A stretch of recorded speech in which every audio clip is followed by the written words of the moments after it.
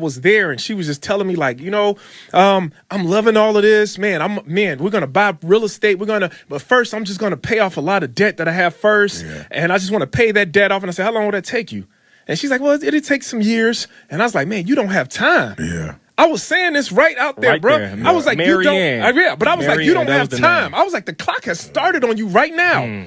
I was like, the clock has started on us all. And the crazy part about it is we don't know how much time is left on the clock. It ain't like a sporting event where you can see, all right, we're in the fourth quarter, we got 2 minutes left.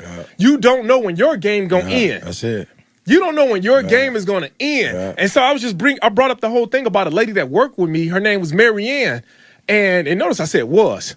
Her name was Mary Ann. And I swear on everything, we used to talk every day at work at the police department. And we'll be sitting there, and every day she'll know I'm going on trips, I'm on vacation, I'm going different places. And she'll say, King, where did you go? And I'll be like, I just got back from Jamaica. And she'll be like, let me see some pictures. Man, I can't wait. In 10 years when I retire, man, I'm going to get a list of these places you traveling to, and I'm going to go to these places too.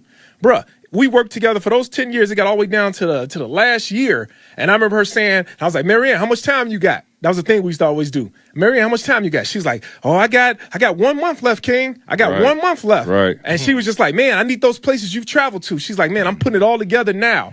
I remember when Marianne retired, I remember 30 days. So when you retire, you don't get paid your first check to 30 days after you retire. I remember her husband came up to the police department, right? And we looking like, oh, man, that's Marianne's husband. We seen him before at different holiday functions and things. And my man came up there, and he was looking sad and everything like that. And we was like, hey, what's going on? How's Marianne doing? My man said Marianne passed away. Wow.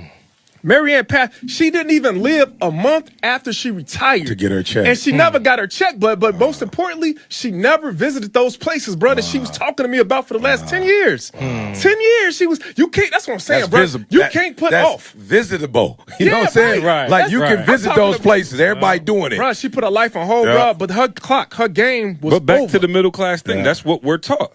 I'm just thinking like, that's what you taught. Like you're literally taught to work until you drop dead. And you know what I'm saying? Hopefully you got a couple years left. And Ma said something deep because Ma was like, first of all, I'm trying to hit the islands with my wife in my prime, with my bride. You know what I'm saying?